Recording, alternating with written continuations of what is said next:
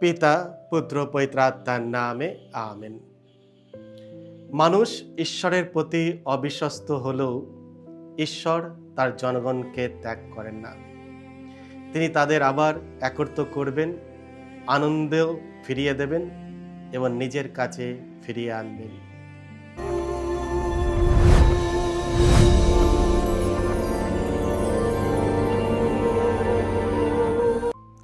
খ্রিস্টতে আমার পরম প্রিয়জনেরা, আজ অগস্ট মাসের 5 তারিখ, সাধারণকালের 18তম সপ্তাহ, বুধবার। আর আজকে ডেলি মান্না ঈশ্বরের বাণী প্রতিদিন নেওয়া হয়েছে সাধু মতি রচিত মঙ্গল সমাচার থেকে 15 অধ্যায় 21 থেকে 28 পদ। এসো আমরা ভক্তিভাবে আজকের এই বাণীটি শুনি। গেনেসারেত ছেড়ে যিশু এবার চলে এলেন তুরুস ও সিদনের কাছাকাছি অঞ্চলে। একদিন ওই তুরুস ও সিদন এলাকা থেকে একজন কানানীয় স্ত্রী লোক যিশুর কাছে এলো। সে চিৎকার করে বলতে লাগলো, প্রভু দাউদ সন্তান, আমাকে দয়া করুন। আমার মেয়েটিকে একটা অপদূতে পেয়েছে, সে ভয়ানক কষ্ট পাচ্ছে। কিন্তু যিশু তার কথার কোনো উত্তর দিলেন না। তখন তার শিষ্যরা কাছে এসে তাকে অনুরোধ করে বলতে লাগলেন, ওকে বরং খুশি করে বিদায় দিন, ও তো আমাদের পিছনে পিছনে চিৎকার করেই চলেছে। উত্তরে তিনি বললেন, আমাকে শুধুমাত্র ইসরায়েল বংশের হারানো মেষগুলির কাছেই পাঠানো হয়েছে। কিন্তু এই সময়ে স্ত্রী লোকটি এসে তার সামনে প্রণত হয়ে তাকে বলল, প্রভু, আমাকে সাহায্য করুন।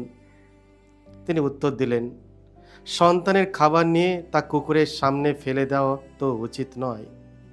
সে বলল, ঠিক কথা প্রভু, কিন্তু মনিবের টেবিল থেকে যেসব খাবারের টুকরো পড়ে তা তো কুকুরেও খেতে পায়। উত্তরে যিশু তখন বললেন, মা, তোমার বিশ্বাস সত্যিই গভীর। বেশ, তুমি যা চাইছো তাই হোক। আর সেই মুহূর্তেই তার মেয়েটি ভালো হয়ে উঠল। এই হলো প্রভু যিশুর মঙ্গল সমাচার। প্রভু যিশু তোমার মহিমা প্রচারিত হোক। যে বিশ্বাস কখনো হাল ছাড়ে না। খ্রিস্টতে আমার পরম প্রিয়জনেরা, আজকের পাঠ আমাদের একটি অসাধারণ সত্যের সামনে দাঁড় করায়। ঈশ্বর তার সন্তানদের প্রতি ভালোবাসা কখনো বন্ধ করেন না, আর প্রকৃত বিশ্বাস কখনো ঈশ্বরের ওপর আস্থা হারায় না। আজকের প্রথম পাঠে প্রবক্তা জেরেমিয়ার গ্রন্থে 31 অধ্যায় 1 থেকে 7 পদে আমরা দেখি ইসরায়েল জাতি নির্বাসনে জীবন কাটাচ্ছে, ভগ্ন হৃদয় ও নিরাশাময় জীবন। তারা মনে করেছিলেন সারা জীবন সেই পরাধীনতায় থেকে যাবে। তারা হয়তো ভগবানের ভালোবাসা ভুলে গিয়েছিল, কিন্তু সেই অবস্থাতেও ঈশ্বর তাদের ভুলে যায়নি। তাদের উদ্দেশ্যে তিনি আশার বাণী উচ্চারণ করেন, আমি তোমাকে চিরন্তর প্রেমে ভালোবেসেছি। মানুষ ঈশ্বরের প্রতি অবিশ্বস্ত হলেও ঈশ্বর তার জনগণকে ত্যাগ করেন না। তিনি তাদের আবার একত্র করবেন, আনন্দ ফিরিয়ে দেবেন এবং নিজের কাছে ফিরিয়ে আনবেন। কারণ ঈশ্বরের প্রেম আমাদের সমস্ত দুর্বলতা ও ব্যর্থতার চেয়েও শক্তিশালী। আজকের পবিত্র মঙ্গল সমাচারে আমরা একজন কানানীয় মহিলার সঙ্গে পরিচিত হই। তিনি ইসরায়েল জাতির অন্তর্ভুক্ত নন, তবু এক অসহায় মায়ের হৃদয় নিয়ে যিশুর কাছে এসে তার কন্যার সুস্থতার জন্য মিনতি করেন। প্রভু দাউদ সন্তান, আমাকে দয়া করুন। আমার মেয়েটি একটা অপদূতে পেয়েছে, সে ভয়ানক কষ্ট পাচ্ছে।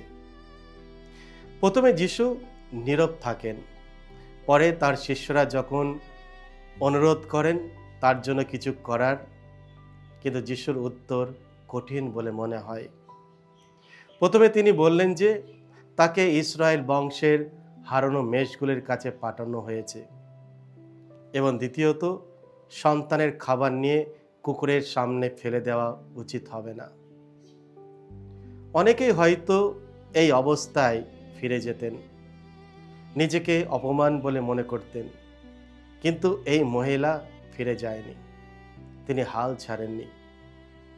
তিনি বিনয়ের সঙ্গে বললেন, ঠিক কথা প্রভু, কিন্তু মনিবের টেবিল থেকে যেসব খাবারের টুকরো পড়ে তা তো কুকুরেরও খেতে পায়।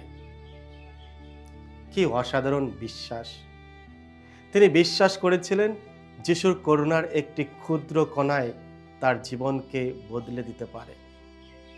এই বিশ্বাস দেখে যিশু বললেন, মা, তোমার বিশ্বাস সত্যিই গভীর, বেশ, তুমি যা চাইছো তাই হোক। খ্রিস্টতে আমার পরম প্রিয়জনেরা, আমাদের জীবনেও কতবার এমন হয় যে ঈশ্বর যেন নীরব। যত আমরা তাকে ডাকি তত নীরব থাকেন তিনি কোনো সাড়া দেন না, প্রার্থনার কোনো ফল পায় না। তখন আমরা কি হতাশা হয়ে পড়ি না? অনেকজন প্রার্থনা করা বন্ধ করে দেয়।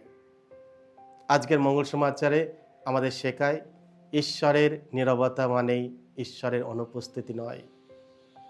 অনেক সময় তিনি আমাদের প্রত্যাখ্যান করেন না, বরং আমাদের বিশ্বাসকে আরো গভীর ও দৃঢ় করে তোলেন। প্রবক্তা জেরেমিয়া আমাদের স্মরণ করে দেয়, ঈশ্বর আমাদের চিরন্তর প্রেমে ভালোবাসেন। আর কানানীয় নারী আমাদের শেখায়, যে বিশ্বাস ধৈর্য ধরে সেই বিশ্বাস হাল ছাড়ে না, সেই বিশ্বাসই ঈশ্বরের আশীর্বাদ লাভ করে। আজ আমরা নিজেদের কাছে 3টি প্রশ্ন রাখতে পারি। আমি কি সামান্য বাধা এলেই ঈশ্বরের ওপর ভরসা হারিয়ে ফেলি? ঈশ্বর যখন নীরব থাকেন তখনও কি আমি তার ওপর আস্থা রাখি?